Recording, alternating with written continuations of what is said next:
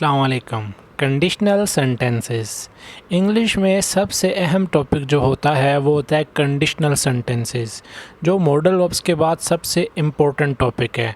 और इसका आना इसलिए लाजमी है क्योंकि इस टॉपिक की ख़ास बात ये है कि ये राइटिंग हो या स्पीकिंग हो, दोनों में ही ज़्यादा यूज़ किया जाता है। इसलिए इसके बारे में आपको पता होना चाहिए और इसके कुछ रूल्स होते हैं। ठीक है, आज इसकी मैं आपको सारी टाइप्स बताऊंगा, इनको हम कैसे इस्तेमाल करते हैं एग्जांपल्स के साथ इंशाल्लाह मैं आज सारा एक्सप्लेन करूंगा। तो चलिए स्टार्ट करते हैं। सबसे पहले मैं इनकी टाइप्स के बारे में आपको बताता हूं। Types of conditional sentences. Zero conditionals, पहली टाइप क्या है, ज़ीरो से शुरू करेंगे हम। Zero conditionals. Extremely likely. Extremely likely का क्या मतलब होता है कि जो चीज़ ऑब्वियस होती है, कुदरत के लिहाज से जो बात बिल्कुल सच होती है, जिसको बदला नहीं जा सकता, उसको हम ज़ीरो कंडीशनल कहते हैं। ज़ीरो कंडीशनल में ऐसे जुमले यूज़ होंगे जिनका रिज़ल्ट ऑब्वियस होता है। ऑब्वियस का मतलब है कि हमें पता है कि उसका रिज़ल्ट ये निकलेगा और कोई ऑप्शन नहीं है, उसका रिज़ल्ट वही निकलेगा। ठीक है, कोई शक नहीं है उस बात में। उसके बाद है फर्स्ट कंडीशनल। फर्स्ट कंडीशनल के सामने मैंने ब्रैकेट में लिखा हुआ है पॉसिबल। पॉसिबल का ये मतलब है कि हो सकता है। ठीक है, हो सकता है का मतलब है कि रिज़ल्ट उसका ये निकलेगा, हमें पता है। ठीक है, हो सकता है कि उसका रिज़ल्ट ये निकलेगा।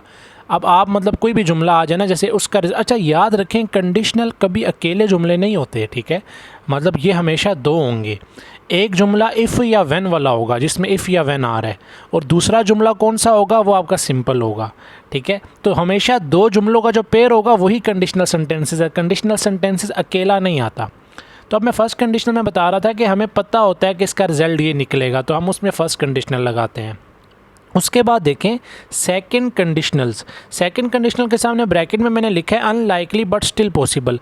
अनलाइकली का मतलब है कि आपको एक ख्वाहिश है, मतलब आपको लगता है हो जाएगा लेकिन पक्का यकीन नहीं है। अनलाइकली का मतलब है कि ये कंफर्म नहीं है कि होगा, लेकिन हो सकता है, हो जाएगा। इस सेंस में आपका सेकंड कंडीशनल होता है। उसके बाद देखिए थर्ड कंडीशनल। थर्ड कंडीशनल के सामने मैंने एक छोटी सी बात लिखी है, इम्पॉसिबल। इम्पॉसिबल का मतलब है कि वो नामुमकिन है।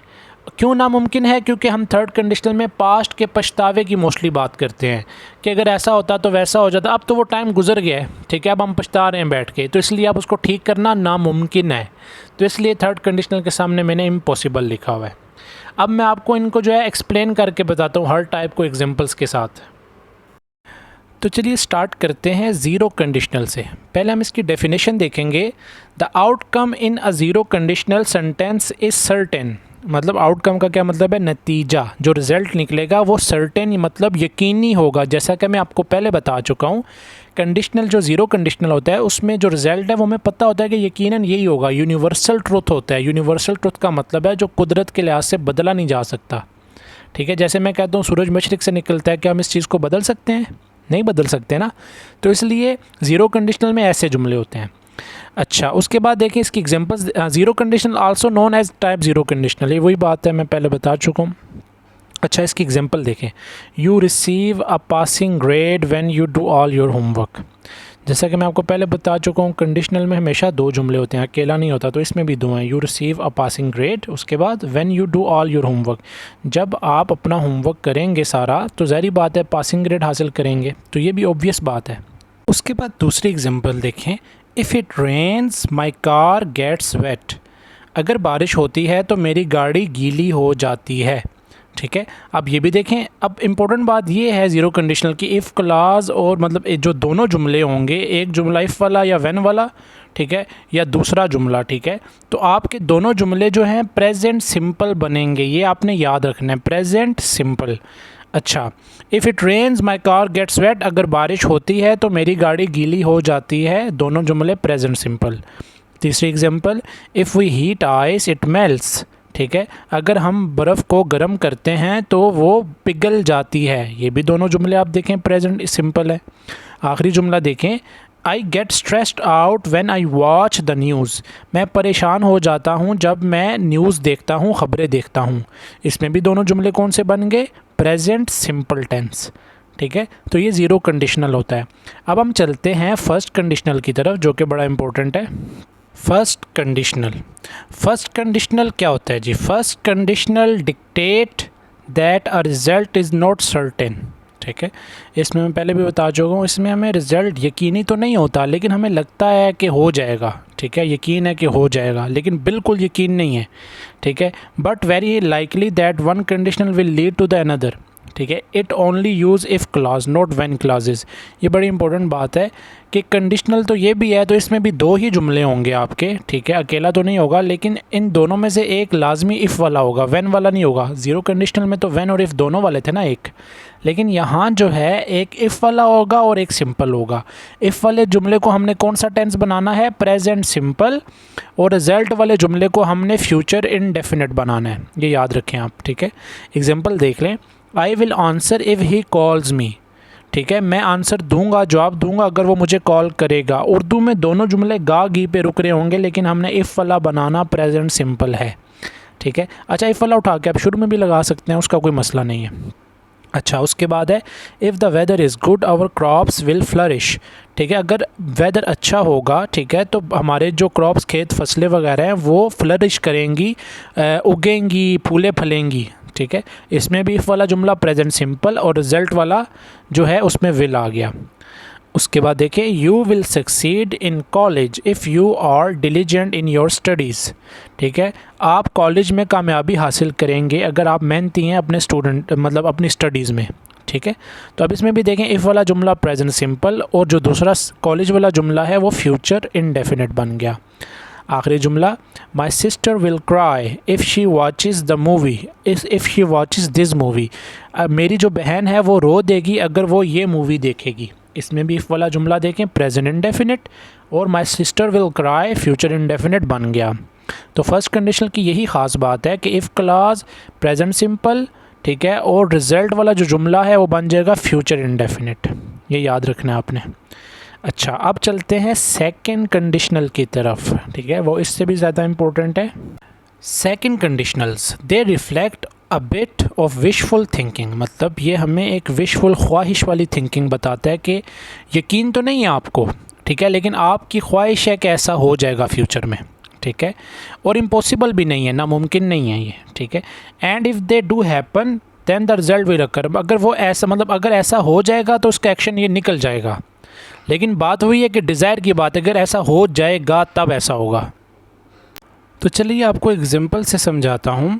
अच्छा, इंपॉर्टेंट बात मैं बता दूँ आपको, इफ़ क्लॉज, जो इफ़ वाले जुमले हैं सेकंड कंडीशनल में वो पास्ट इनडेफिनिट बनेंगे, पास्ट इनडेफिनिट जिसमें सेकंड फॉर्म लगती है, ठीक है, और रिजल्ट क्लॉज में हम वुड लगाएंगे। ज़ाहिर बात है, अगर इफ़ क्लॉज आपकी जो है पास्ट बन रही है तो जो आगे विल होता है वो वुड में कन्वर्ट हो जाता है, ठीक है। अब देखें, I would answer if she called, अगर उसने कॉल की, ठीक है, तो मैं आंसर करूँगा, मैं जवाब दूंगा। अब ये वही वाला जुमला है, ठीक है, लेकिन अब मैंने आपको इसमें सेकंड कंडीशनल में करके दिखाया है, ठीक है।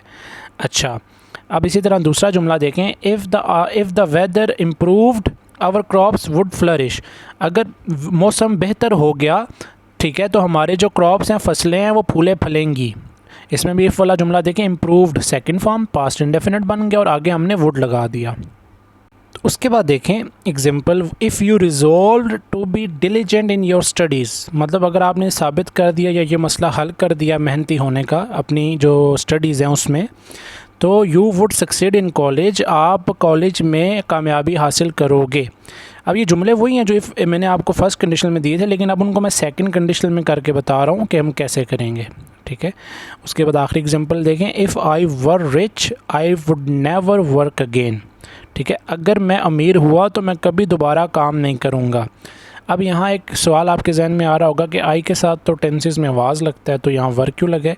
ये वाज वर वाला वर नहीं है, ये जो वर आ रहा है, अब देखें हमने इफ़ क्लास पास्ट इनडेफिनिट बनानी थी, पास्ट इनडेफिनिट में लगती है सेकंड फॉर्म। जब जुमले में वर्ब नहीं होता तो हम उसकी जगह क्या लगाते हैं, बी की सेकंड फॉर्म हम वर्ब के तौर पे ले रहे हैं, ठीक है। इसको हम सब्जंक्टिव रूल कहते हैं, ठीक है। तो आपका जो कंडीशनल होता है सेकंड, उसमें अगर जुमले में एक्शन नहीं है इफ़ क्लॉज में, तो आपने उस एक्शन की जगह क्या लेना है, वर, ठीक है। If I were rich I would never work again, ठीक है। तो ये आपका हो जाएगा सेकंड कंडीशनल, ठीक है। उसके बाद हम चलते हैं थर्ड कंडीशनल, ठीक है, जो कि बहुत से लोगों को कंफ्यूज करता है, लेकिन मैं आपको आसान तरीके से बताता हूँ। Third conditionals, these situations are impossible because they have already occurred and can't be changed. If hypothetically that condition were true then the described outcome would be likely. इस डेफिनेशन में वही बताया जा रहा है कि याद रखें कि थर्ड कंडीशनल इम्पॉसिबल एक्शन होते हैं क्योंकि ये पास्ट में हो चुके होते हैं, अब हम बैठ के पछता रहे हैं, ठीक है। अगर ऐसा होता तो वैसा हो जाता, तो इसलिए अब इसको चेंज नहीं किया जा सकता, उन एक्शन को हम चेंज नहीं कर सकते, इसलिए ये इम्पॉसिबल होते हैं। इसकी जो इफ़ क्लॉज है वो पास्ट परफेक्ट टेंस बनती है, मतलब हैड वाले जुमले जो होते हैं साथ थर्ड फॉर्म, और रिजल्ट क्लॉज में हम वुड के साथ हैव प्लस थर्ड फॉर्म लगाते हैं, would have plus third form, ये याद रखें आप, ठीक है। अकेला वुड नहीं, हैव लगेगा साथ थर्ड फॉर्म। एग्जांपल मैं आपको बता देता हूँ, I would have helped if I had known you were in trouble. अगर मुझे पता होता तुम मुश्किल में हो तो मैं तुम्हारी मदद करता, ठीक है। इसमें जो इफ़ क्लास देखें पास्ट परफेक्ट बन गया, I had known, if I had known, ठीक है। और रिजल्ट क्लास जो शुरू में लगी हुई है, I would have helped, if वाला जुमला आप शुरू में भी लगा सकते हैं और आई वुड हैव हेल्प्ड आखिर में भी लगा सकते हैं, वो कोई मसला नहीं है। उसके बाद इफ़ हेरा हैड स्टडीड, अगर हीरा पढ़ती, she would have pass the test, तो वो टेस्ट पास कर लेती, ठीक है।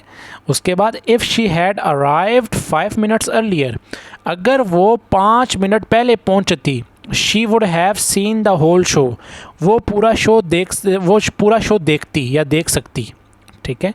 तो आप देख सकते हैं थर्ड कंडीशनल में इफ़ क्लॉज पास्ट परफेक्ट बनाएं और रिजल्ट क्लॉज में आपने वुड हैव लगाना है। इफ़ क्लॉज का मतलब होता है इफ़ वाला जुमला, क्लॉज मतलब सेंटेंस का दूसरा नाम होता है, इसलिए कंफ्यूज होने की ज़रूरत नहीं है, ठीक है। तो ये आपके चारों कंडीशनल मैंने आपको बताए हैं 0 से लेके थर्ड तक। इनमें बहुत सारी जो है ना चीज़ें ऐसी हैं जो आपको लाजमी पता होनी चाहिए राइटिंग और स्पीकिंग के हवाले से, इसलिए मैंने ये पूरा आपको एक्सप्लेन किया है। अभी भी आपके माइंड में कोई क्वेश्चन है तो आप कमेंट्स में पूछें, और डिस्क्रिप्शन में जाके बाकी कोर्स के जो लेक्चर्स हैं उन पर क्लिक करके वो वीडियोस भी लाजमी देखें। अगर आपने इस चैनल को अभी तक सब्सक्राइब नहीं किया, मज़ीद अगर आप इंग्लिश लैंग्वेज की वीडियोस चाहते हैं, इंग्लिश कोर्स करना चाहते हैं, तो लाजमी इस चैनल को सब्सक्राइब करें। तो मिलते हैं नेक्स्ट वीडियो में नेक्स्ट लेक्चर के साथ, तब तक के लिए अपना ख्याल रखें। अल्लाह हाफिज़।